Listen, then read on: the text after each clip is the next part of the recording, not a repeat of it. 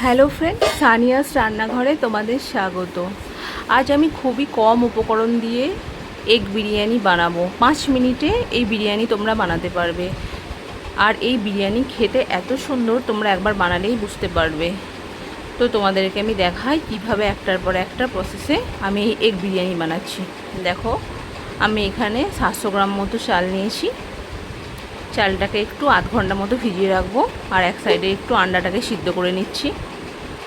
আমি জলকে ফোটাতে দিয়েছি। ওই জলের মধ্যে কারি পাতা আর পুদিনা পাতা নিয়েছি, আর কিছু লং, এলাচ, দারচিনি, তেজপাতা, এগুলো দিয়ে পানিটাকে প্রথম ফুটিয়ে নেব।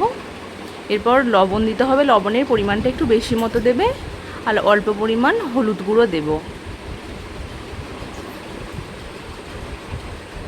পানি ফুটে গেছে। এবার আমি চালটাকে ঢেলে দিলাম। আধ ঘন্টা যে ভিজিয়ে রেখেছিলাম চাল, এবার ঢাকা দিয়ে রাখবে। আর একটা সাইডে আমি একটু টমেটো, কিছু পেঁয়াজ, টমেটোকে আমি লম্বা লম্বা করে কুচিয়ে নিয়েছি। এটাকে একটু মিক্সার গ্রাইন্ডারে পিষে নেব। খুব অল্প পরিমাণ তেলে আমি একটু জিরে দিলাম, গোটা জিরে। আর ওই যে পেঁয়াজ আর টমেটোর পেস্ট করে রেখেছিলাম, সেই পেস্টটাকে আমি দিলাম।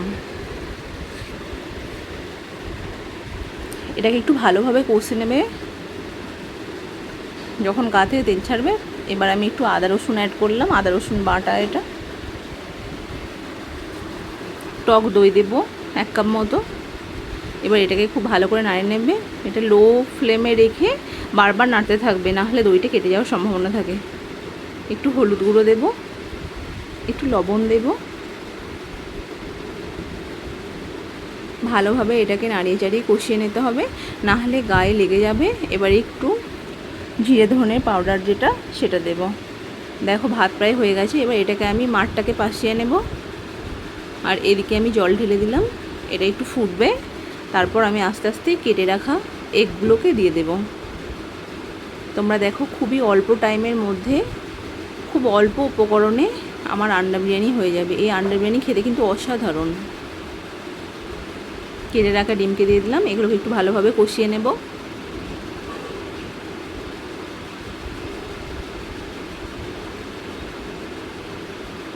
আমি অল্প পরিমাণ 1 চামচ পরিমাণ কেওড়া ওয়াটার অ্যাড করব এখানে। এটা হচ্ছে এর মেন উপকরণ। এটা একটু দিলে বিরিয়ানির টেস্টটা অসাধারণ হবে।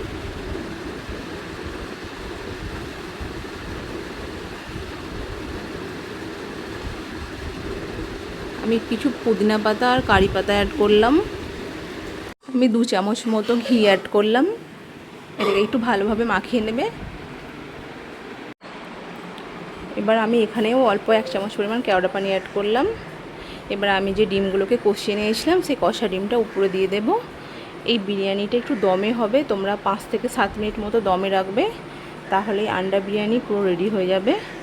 হালকাভাবে জাস্ট উপরে এইভাবে দিয়ে দিলাম। এবার একটু পেঁয়াজ ছড়িয়ে দিলাম। পেঁয়াজকে ভেজে রেখেছিলাম। পেঁয়াজকে লম্বা লম্বা করে কেটে হালকা সোনালি কালার মতো করে এটাকে ভেজে রাখতে হবে। এবার আমি হালকা পরিমাণ চিনি দেব। তোমরা চাইলে নাও দিতে পারো। দেখো, আমার আন্ডা বিরিয়ানি কত সুন্দর হয়েছে, আর কত অল্প টাইমের মধ্যে এটা রেডি হয়ে গেছে। তোমাদেরকে আমি দেখাই যে এটা কত সুন্দর নরম হয়েছে। দেখো,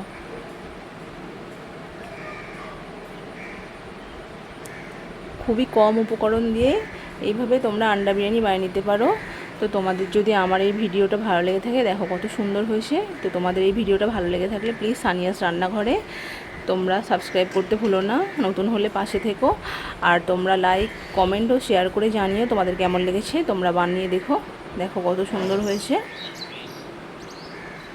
তো সানিয়াস রান্নাঘর, প্লিজ লাইক অ্যান্ড সাবস্ক্রাইব। বন্ধুরা, ভালো লাগলে কমেন্ট করে জানিও।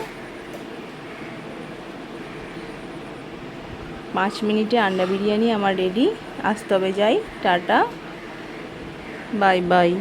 সানিয়াস রান্নাঘর।